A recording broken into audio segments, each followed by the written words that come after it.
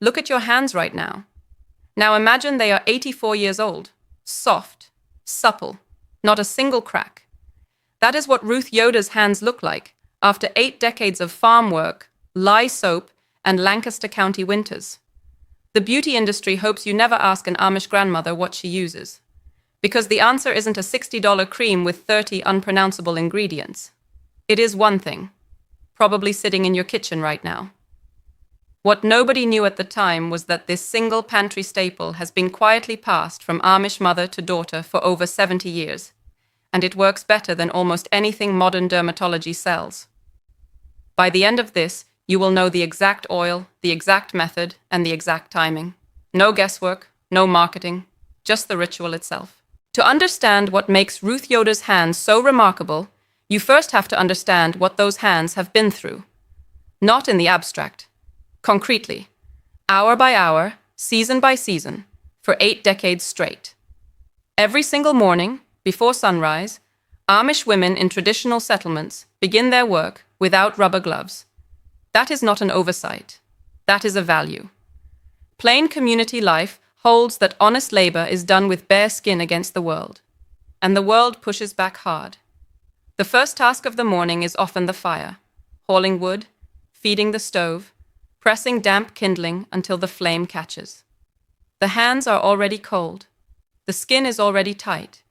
You can feel the way cold skin resists bending, the way the knuckles ache when you close your fist around a rough piece of wood before the blood has had a chance to move. The wood is heavy, and the bark is rough, and the cold has stiffened every joint, so that gripping it takes real effort. And the day has barely started. Lye soap strips the natural oils from skin within minutes of contact. Cold pump water in January contracts and cracks knuckles until they bleed. Raw wool from sheep carries lanolin, but also grit and bacteria that scrub skin raw. Garden soil packs under the fingernails and into every small cut. Wood ash from the stove settles into the creases of the palm, working its way into the fine lines around each knuckle like a slow abrasive.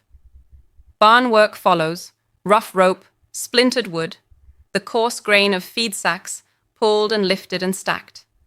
The rope leaves its own mark, a friction burn across the base of the fingers that never fully fades before the next morning brings the same rope and the same motion. The feed sacks are heavy, and the burlap is unforgiving, and the motion is the same pull and stack, until the hands stop registering the discomfort as pain, and start registering it simply as the texture of the day. Then the sun comes. Summer field labor bakes the damage deeper.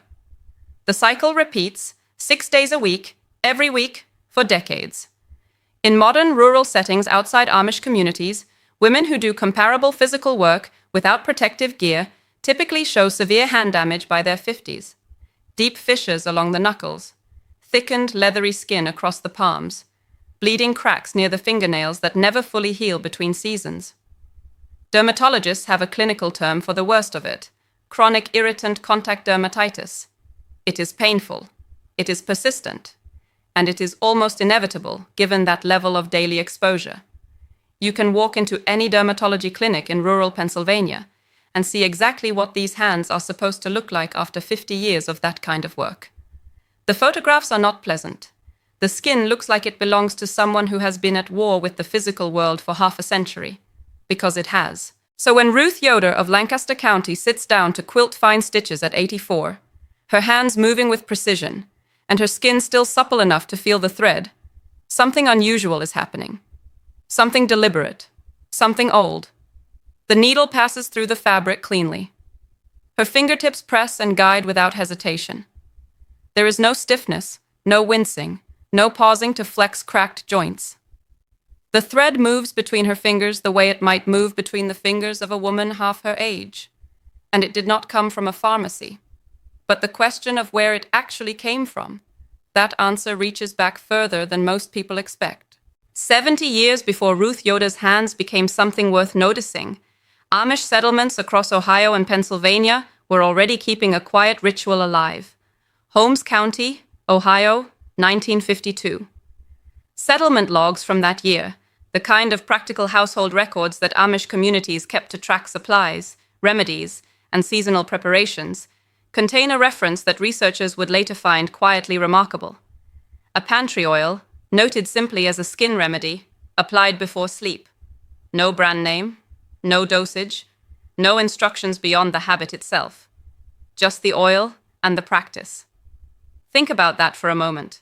No marketing, no packaging, no doctor's recommendation, just a woman writing down what worked, in the same ledger where she tracked her flour supply and her seed inventory. The entry sits between a note about preserving apple butter and a record of the winter's firewood. Ordinary, unremarkable. Exactly the kind of thing that survives because no one ever thought to question it. That entry did not appear in isolation. Across the state line in Pennsylvania, the Pennsylvania Dutch Folklore Society was cataloguing domestic traditions in the 1970s. Their 1978 records document what they describe as an oil before bed ritual among Amish women, a consistent nighttime practice observed across multiple households and multiple counties. The researchers noted its prevalence with mild curiosity. They were folklorists, not dermatologists. They recorded it the way you record a recipe or a planting calendar. Something ordinary, something assumed, something so embedded in daily life that no one thought to question it or explain it.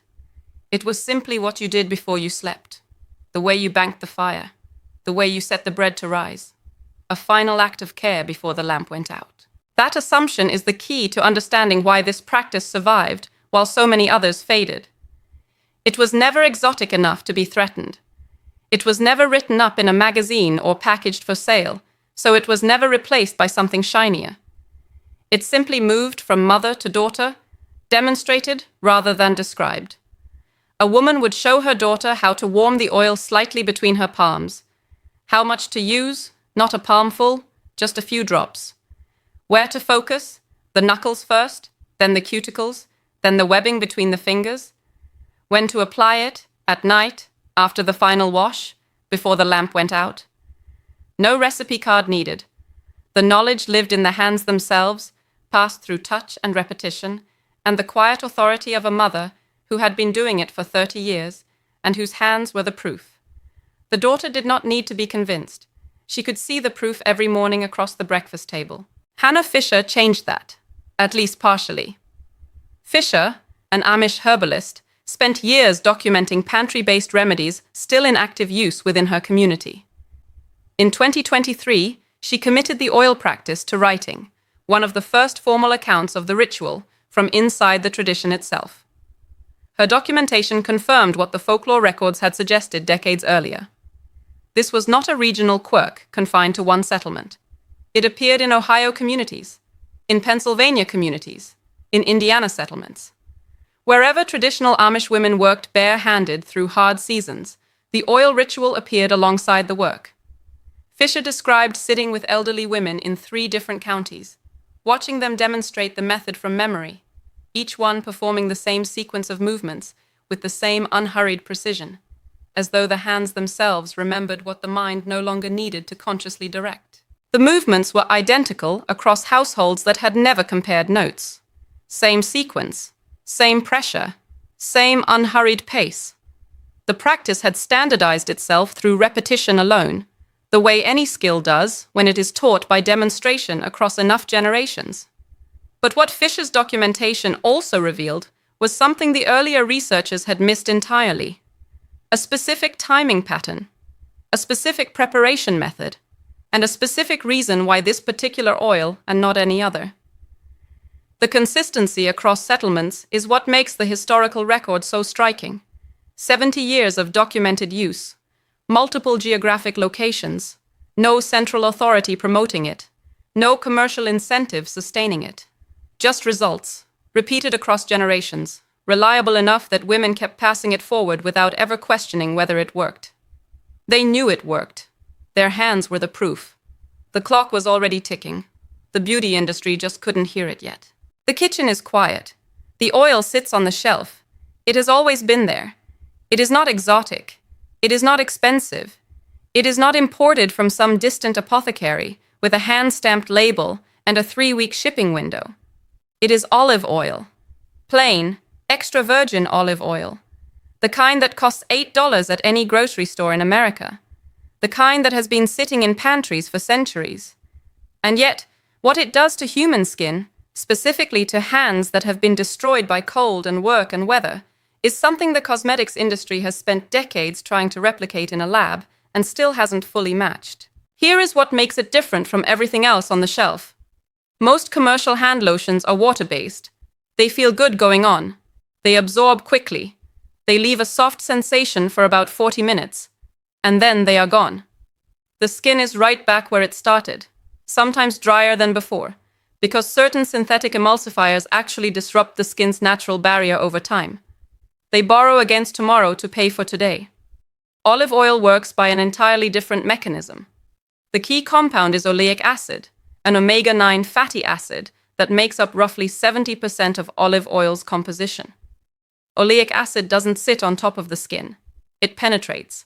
It moves through the lipid layers of the epidermis and reaches the deeper tissue where real moisture retention happens. Water-based products cannot do this. They hydrate the surface. Oleic acid hydrates the structure. That is not a small distinction. That is the entire difference. Then there is vitamin E. Olive oil contains it naturally, in meaningful concentrations. Vitamin E is an antioxidant. What that means for skin is this. Every hour a person spends in direct sunlight, every hour spent in freezing wind, every hour of exposure to the kind of environmental stress that Amish women face daily, those hours generate oxidative damage at the cellular level. Free radicals accumulate.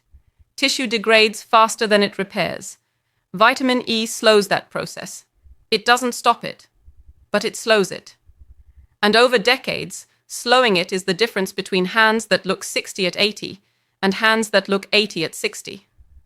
The math compounds quietly, year after year, in ways that only become visible much later. You do not notice it happening. You only notice the result, decades down the road, when someone leans across a quilting frame and asks what you use on your hands. The third compound is squalene. This one is the most remarkable of the three.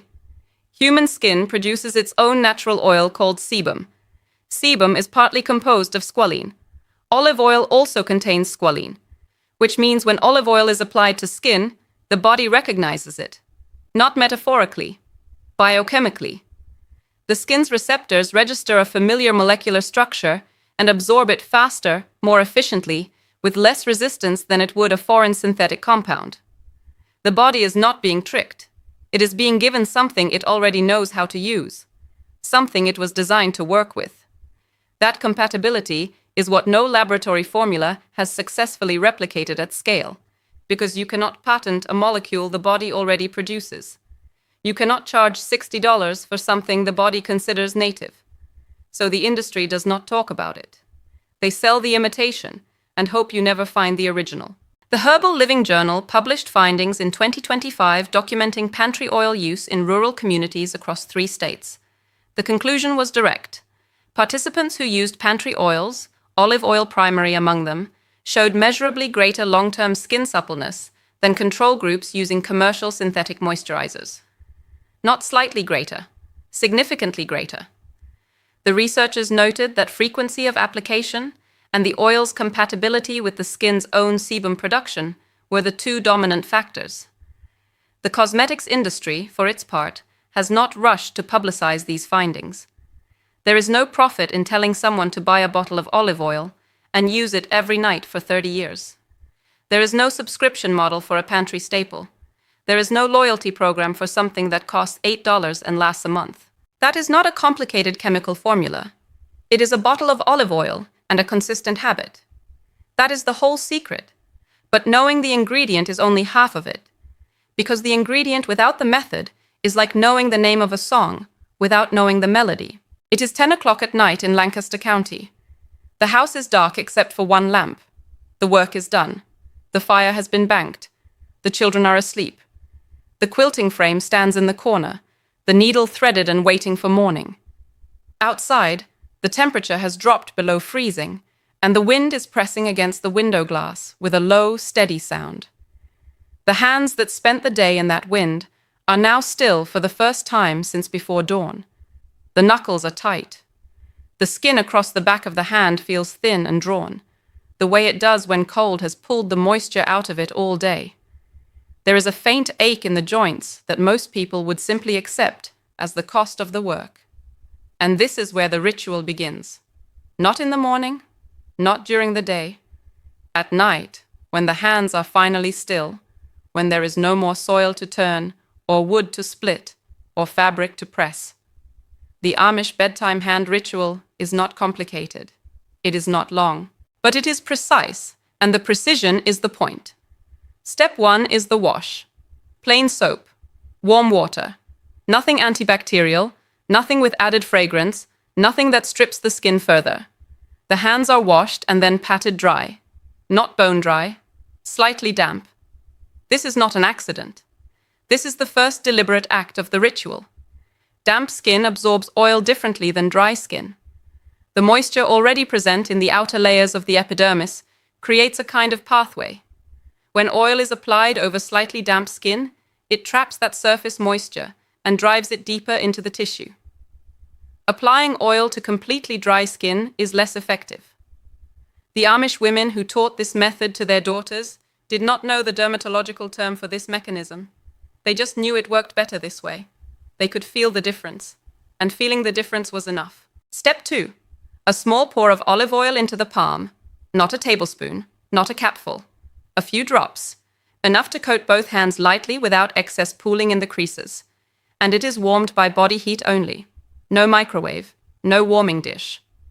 The hands cup together and hold the oil for a moment, letting it reach skin temperature before application begins. You can feel the shift.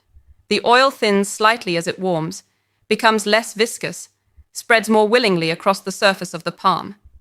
Warm oil penetrates more readily because the molecules move faster at higher temperatures. The skin's pores respond differently to warmth than to cold.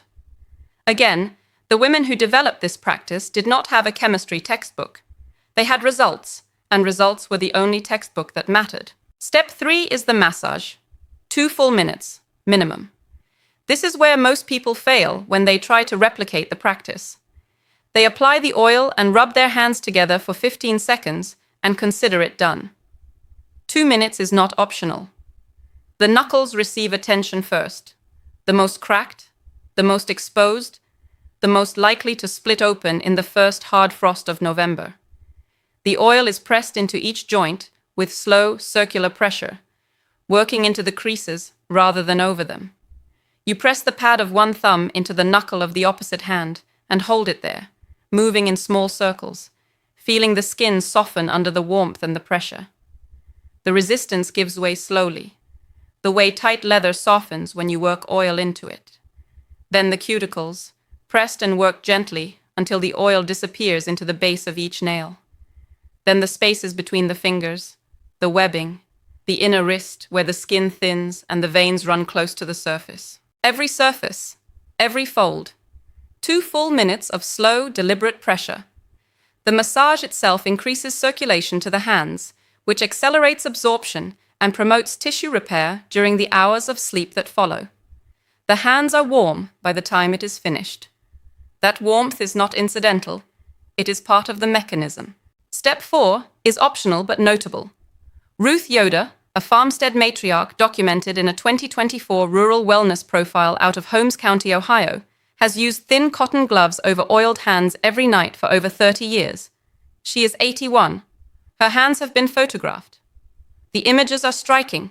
The kind of skin that makes people lean in and ask what she uses. The kind of skin that does not match the life that produced it. The gloves seal the oil against the skin for the full duration of sleep, preventing it from transferring to bedding and maximizing the hours of contact time between the oil and the tissue. 8 hours of uninterrupted absorption every single night for 30 years. The cotton is thin enough that the hands do not overheat, but close enough against the skin that the oil stays exactly where it was placed. Ruth's daughters use the same method. Her granddaughters have started. The practice is moving forward again, 1 generation at a time, the same way it always has. The principle beneath all of it is this: consistency over quantity. A few drops every single night beats a heavy application once a week by a margin that compounds over years. The skin does not respond to occasional generosity. It responds to reliable, repeated input. Small signals sent nightly over decades. That is what builds the kind of hands that people stop and ask about at 80 years old.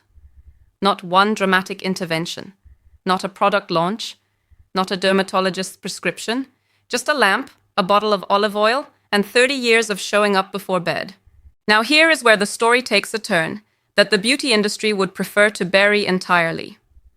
Because in 2024, a regional wellness brand out of Columbus, Ohio, discovered Hannah Fisher's documentation. They read the folklore records. They read the Herbal Living Journal findings. And they did what commercial interests do when they find something that works. They repackaged it. They added a synthetic fragrance, a stabilizing emulsifier, and a proprietary label. They priced it at $54 for a 2-ounce jar. They called it an ancient Amish skin secret. They ran targeted advertisements on social media platforms, aimed specifically at women over 50 who were searching for hand care solutions. The product sold out in 11 days. The reviews praised its remarkable effectiveness. Not one review mentioned that the active mechanism was available at any grocery store for $8. Not one. The brand did not correct this impression. They restocked and raised the price to $62. The synthetic fragrance they added serves no skin function whatsoever. The stabilizing emulsifier extends shelf life for the retailer, not results for the buyer. Every dollar above 8 is packaging, positioning, and the calculated assumption that most people will not look past the label. They were right about most people, but not about everyone. The skin had been receiving these signals for 30 years. Ruth had 45 minutes before morning chores, and the clock had already started. Frequency wins. That pantry oil, except now winter demands beeswax too.